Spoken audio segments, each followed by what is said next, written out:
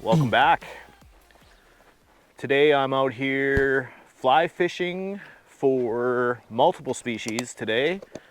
We're at a series of ponds in northern Saskatchewan. I'm out here with my buddy Eric, and we are going to try and do some fly fishing for some trout. Ultimately, I think once we get down to the water and look at some of the bug activity on the shorelines, make a better selection. But I'm looking at some chironomids right now. It's kind of a cooler morning. I think it's going to warm up a bit, so it might be an option for the day with a floating line and a long tippet. You know, maybe like something on a number 12 hook, black body, red fine wire stripe rib with a clear bead head.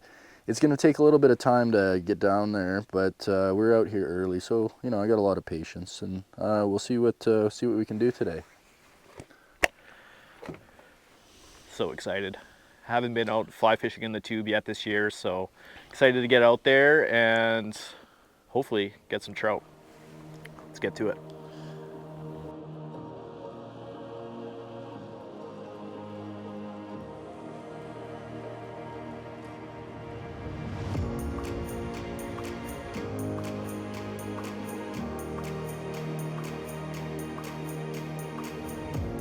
Getting ready to depart on our first lake in our float tubes. We got everything geared up and set up. Here comes Chris.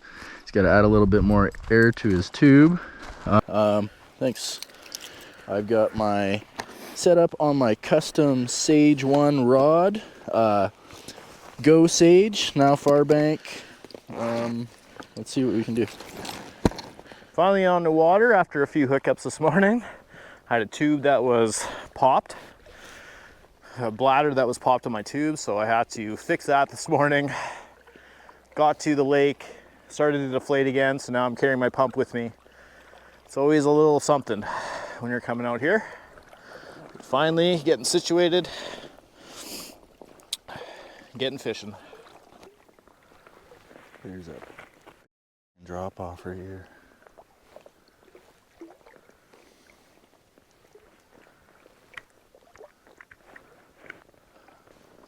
Big drop off. I'm starting off with casting, I'll show you here in a little bit. I've just got a little micro leech on that I like to call the Cabela Special. And also I have a black leech pattern with a chartreuse tungsten head for getting down. It's close to like an egg sucking leech kind of pattern. I don't really know a lot of fly pattern names. I just make up my own name for them. But I'll show you exactly what I'm talking about. So this is the micro leech that I like using. That's my Cabela Special that I like to call it. And then this is my kind of egg sucking leech kind of pattern. It's just like a black woolly bugger with a little bit of flashy chenille at the top of the head and chartreuse tungsten. And I'm casting with intermediate line.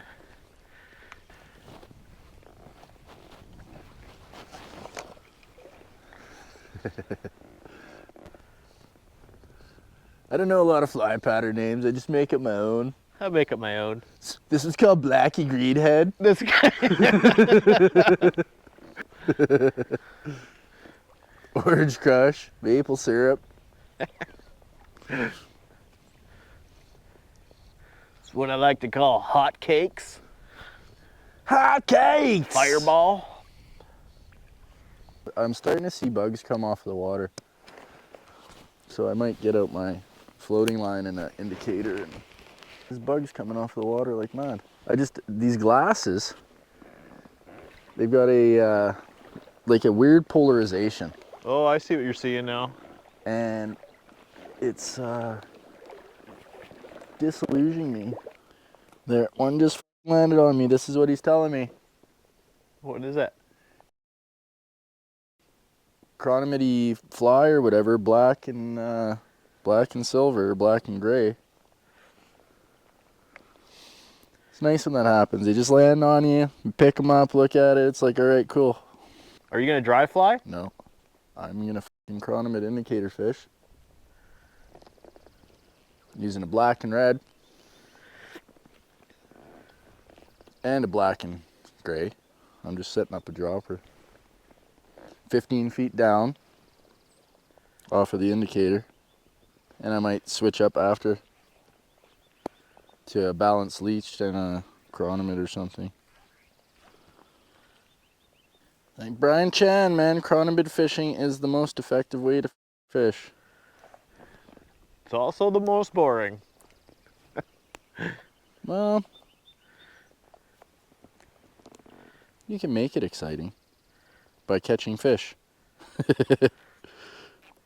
And really, like, the chronomid fishing I used to do in BC, yeah, you cast out and you sit and you wait for it to sink. But my buddy told me, he said after 2 minutes, if you haven't caught anything, recast out, put it in another spot. So when I'm trolling, I leave my line in the water for more than 2 minutes a lot of the time. I'm trying a knot that I just learned yesterday. I'm tying on a balanced leech, and I'm just trying. It's called a perfect loop knot. And Perfection loop. perfection loop. That's right. Perfection loop. And it is hard to do with cold fingers, but I'm gonna give it a shot here.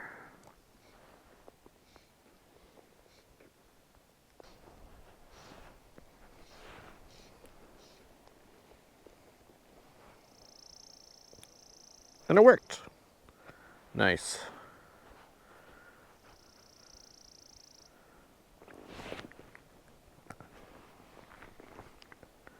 Perfect. So it should sit like that. Balanced leech. Sits horizontal in the water. All right, let's try this with an indicator.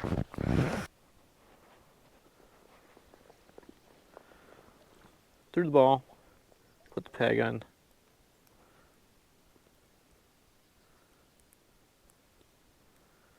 Kind of like that.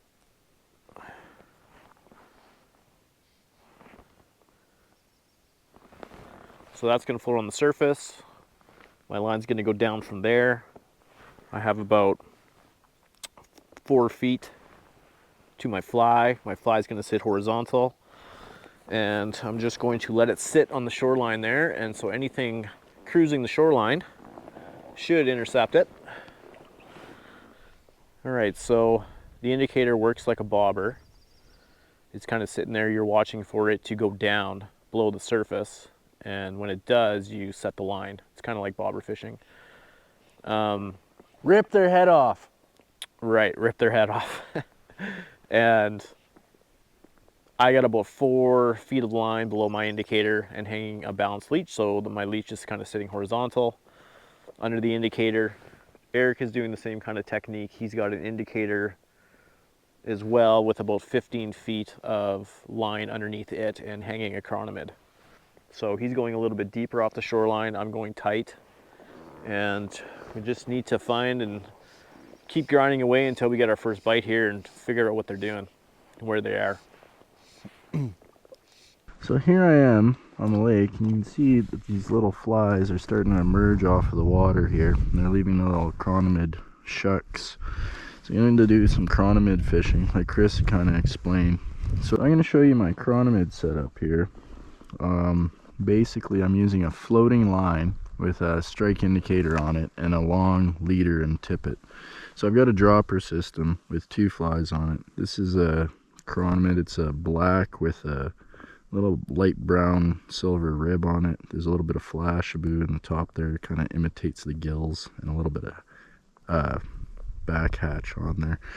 So we're seeing a little bit of bug activity on the surface. There's some, emergers, some bugs flying off, and you can see sometimes in the water there's these little shucks, which is the shell that they're leaving behind after they come up from the bottom and emerge off the top. So what I've done is I've just tied 2 flies on a dropper type system here. Here's another one. It's a black body with a red wire rib and a clear bead head. Again, and a little bit of stuff there to sort of imitate the gills. We're in about, I'm in about 40 something feet of water here. There's a little bit of coverage, like, you know, some deadfall on the shoreline here. So I'm gonna try and cast toward the shore. I'm gonna try and work my way into about 30 feet of water. And what I've done is about 15, 16 feet up, I put this indicator and then the floating line. So what that does is it keeps the line, main line, on top of the water, and then the leader and the tippet and the flies will drop down and they'll sit there and hang about 15 feet down. If I can work my way a little bit closer into, say, like 20 feet of water, then they'll be, you know, roughly 4 to 5 feet off the water. You want to kind of try and get into that range where they're somewhere closer to the bottom in the water column. Ideally, like, you know, 1.5 to 2 feet, but I'm going to work my way down to that. I'm just going to start a little deeper, work my way shallower, and then shallower and deeper, and see if I can find that sweet spot where the fish are. So we're going to cast out here. I'll show you, and all it does is get some line out here.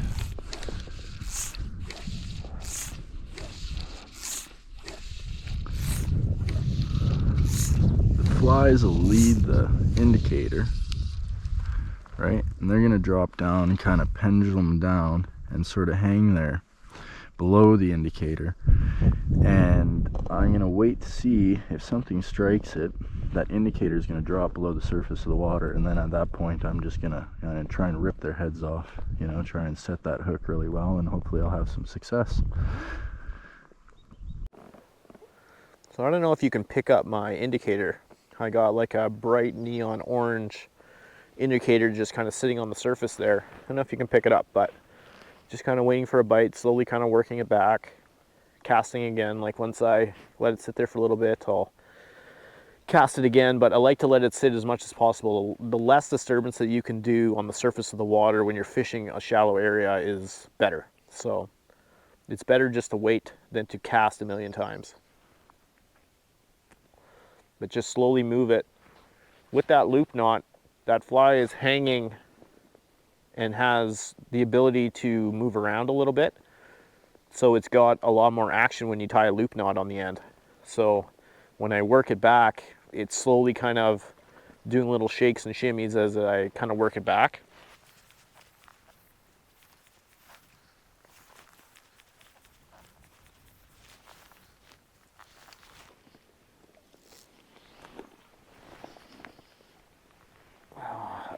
That was a bad cast. I hit the surface, disturbed it. That's no good. I'm still gonna finish the drift as the wind's kind of blowing into the shoreline here, so I'm just gonna let it kind of move, but that was a bad cast.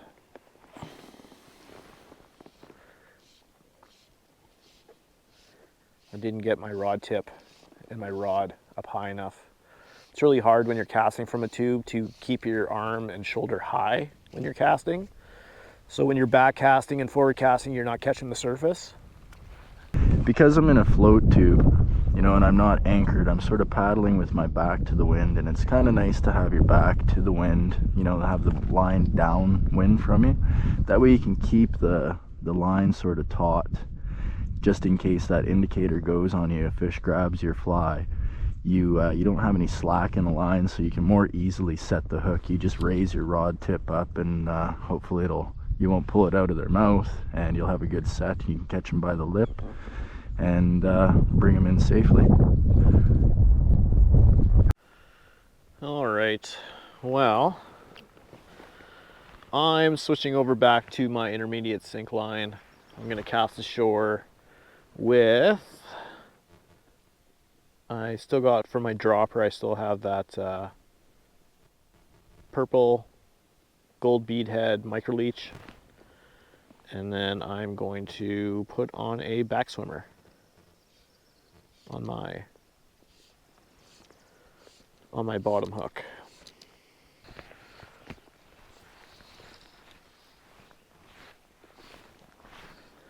These are patterns that are going to be geared for those cruising fish that are just nipping off whatever they can find as they cruise the shoreline. So that's what I'm going to do, is I'm just going to keep casting shore here and just kind of a slow to medium speed retrieve, and hopefully we can get a bite. I mean, the sun is starting to peek out, thankfully, because it's been a real cold morning sitting in this freezing water all day. But the sun is starting to peek out, so that's raising my spirits a little bit. Oh yeah, that feels good. Oh yeah. Sun. Finally.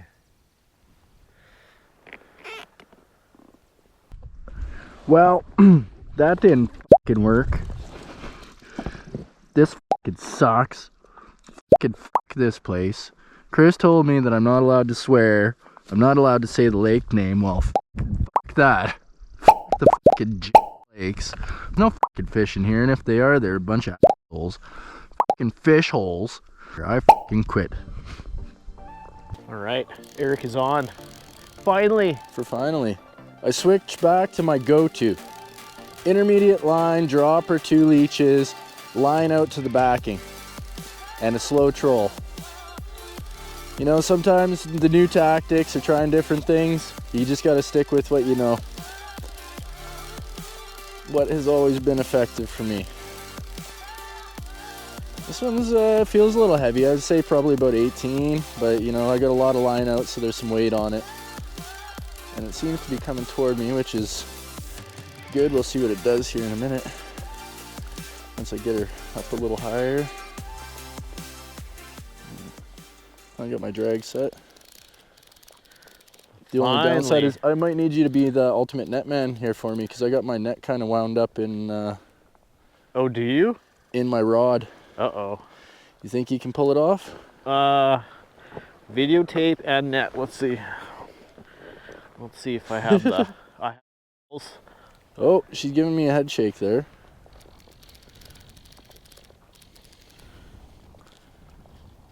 I'm gonna... Whoa, we got some fucking heaviness here. I got some heaviness to this one.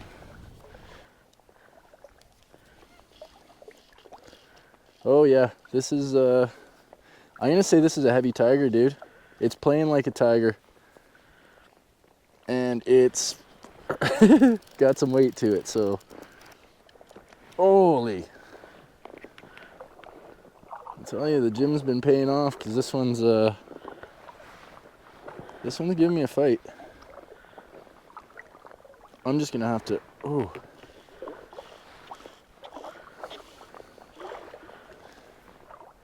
you just want my net, dude? Yes. Oh. Well, I've got a pretty heavy fish on here. I've been fighting it for about 2 minutes, and I'm not making any headway on it. I'm giving it a good pull here. I had my drag tightened up, and I'm not making any gain on it here. It's swimming me around the lake, so I said I'm pretty sure this is pretty heavy tiger trout. The last one that I had that felt like this was a decent 27-inch tiger, and it's very reminiscent of that to me. So let's see what if we can get her to the surface. I'm just gonna swim around, and I'm almost at the line leader junction here at the surface of the water, so I do have a fair bit of tippet on here. Fortunately 3X. But I don't want to take it up through that loop. Let's see if we can get a view of this fish. Oh yeah, no, that's a tiger, dude. Is it a tiger? Oh, nice. Yeah, it's a pretty spotty one too. It's very attractive. As I said, it's all tail, right? The rainbows don't never feel as heavy. Oh, beauty. Okay, not quite ready yet.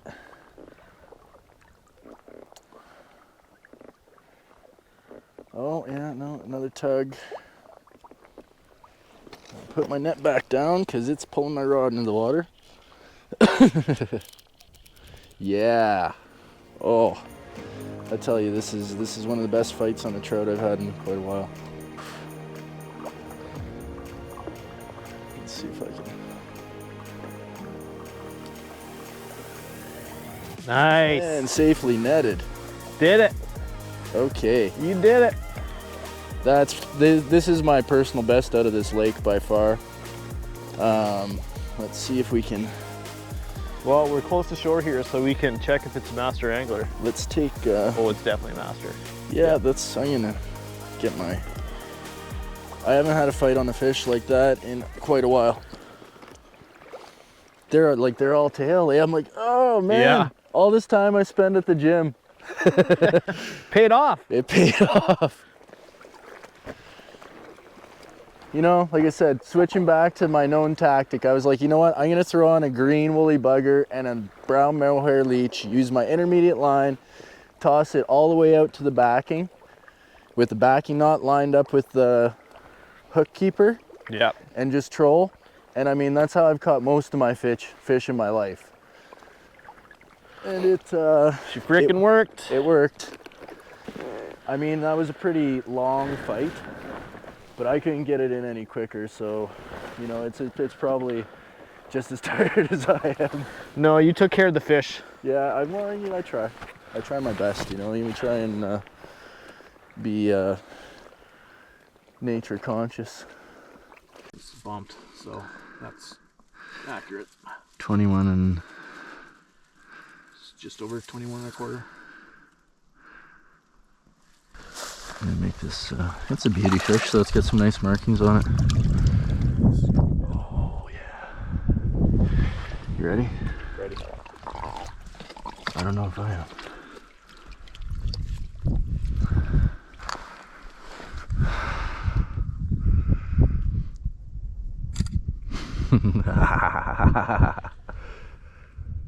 Nobody's gonna know. Nobody's gonna know. They're gonna know. How would they know?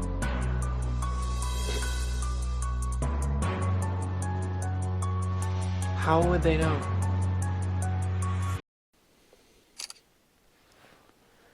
Go for it.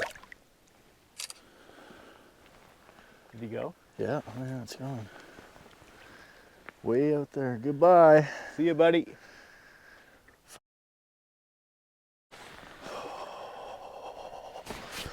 Fuck. Good job, buddy. Good job. Oh, we did well, man. We did well by that fish. Got a master, bud. I got a master off it. I got my personal best tiger out of the gems. That's the second biggest tiger trout that I've ever caught, and probably the best, if not the second best, fighting trout that I've ever caught in my life. Yeah, You that's know, awesome. Yeah, it had a really good fight on it, and no, so today was a success for sure. Yep. One trout days are how it goes most of the time, so definitely write it off as a success. Yeah, I'm totally satisfied with that. No, it was a good fight, good fish, and again, you know, safely captured and successfully released. Yep. Good day. Set up the camera, we'll just walk right past it and then I'll come back and grab it. Do we have to like go like this, like we pretend like we're not looking at it? Yeah, don't look at it, just walk right past And that we're it. all aloof, or do we walk by it and wave at it? No, just walk past it, don't even acknowledge it. Okay. As soon as we pass the camera, I'll grab it and then. I'm just not sure what you're going for here. What's my Yeah, motivation? no cheese, that's what I'm going for. Yeah. What's my motivation? What's your motivation? Yeah. Determination in your eyes, that's what I want to see. All right. Oh yeah. Determination in my eyes and piss on my waders. No problem on the second.